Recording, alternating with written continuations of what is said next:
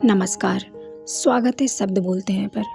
तो चलिए सुनते हैं आज महामूर्ख कालिदास के महानतम कवि कालिदास बनने तक की कहानी। तो एक बार की बात है, मालवा राज्य की राजकुमारी ने राज्य में घोषणा किया कि जो भी व्यक्ति उसे शास्त्रार्थ में हरा दे तो वह उससे विवाह कर लेगी।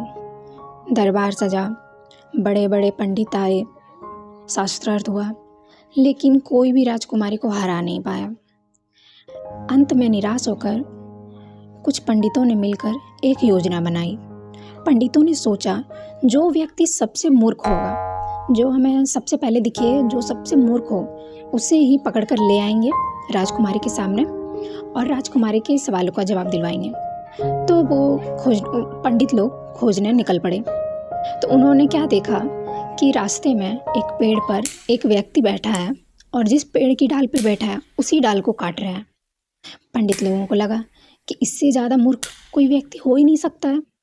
उन्होंने कालिदास को नीचे बुलाया, फिर उनसे कहा कि राजकुमारी से ऐसे ऐसे प्रश्न करेंगी और तुम्हें जवाब देना है, लेकिन तुम कोई भी जवाब बोल कर नहीं दोगे, तुम सब कुछ इशारा में कहोगे।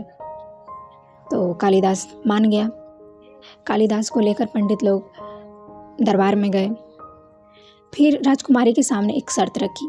राजकुमारी को कहा कि मैं सबसे तेज व्यक्ति लेकर के आया हूँ, लेकिन इसकी एक शर्त है, और शर्त यह है कि ये अपना सारा जवाब इशारा में ही देगा और आप इससे इशारा में ही पूछेंगी। तो राजकुमारी मान गई। राजकुमारी ने कहा, चलो ये भी ठीक है। राजकुमारी ने अपनी एक उंगली दिखाई। कालिदास को लगा कि तुम मेरा एक आंख फोड़ोगी। तो कालिदास ने जवाब में दोनों उंगलियां दिखाई। मतलब कालिदास का कहना था कि तुम मेरा एक आंख फोड़ोगी, मैं तुम्हारा दोनों आंख फोड़ दूंगा। तो पंडित लोग इसका भी कोई अर्थ निकाल कर राजकुमारी को बता दिए। राजकुमारी को उत्तर सटीक लगा। फिर राजकुमारी ने अपनी 5 उंगलियां दिखाई। तो कालिदास को लगा कि तुम मुझे थप्पड़ से मारोगी। कालिदास ने मुक्का दिखाया।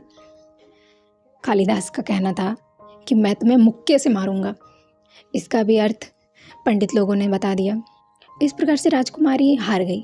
राजकुमारी को लगा कि मैं शास्त्रार्थ में हार गई, और फिर राजकुमारी ने कालिदास से विवाह कर लिया।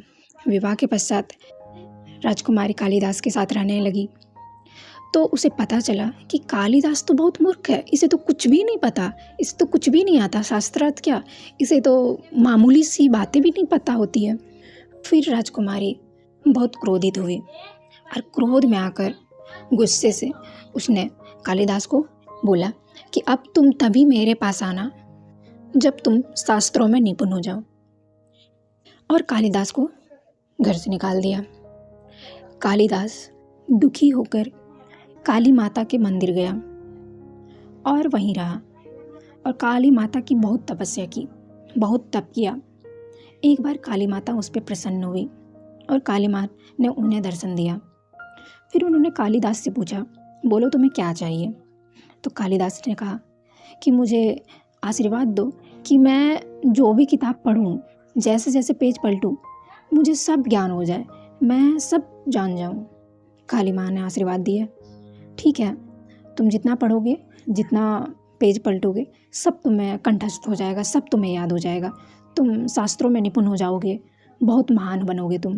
उसके बाद कालिदास वापस राजकुमारी के पास आया और राजकुमारी को दरवाज़ा खोलने के लिए संस्कृत से कहा। जब उन्होंने संस्कृत के श्लोक बोले तो राजकुमारी दंग रह गई और राजकुमारी बहुत प्रसन्न हो गई। उसके बाद दोनों खुशी खुशी रहने लगे और कालिदास ने संस्कृत के कई काव्य लिखे, कई नाटक लिखे, जिनमें से कुछ हैं अभिज्ञान शकुंतलम, मेघदूतम, कुमार संभवम, रघुवंशम।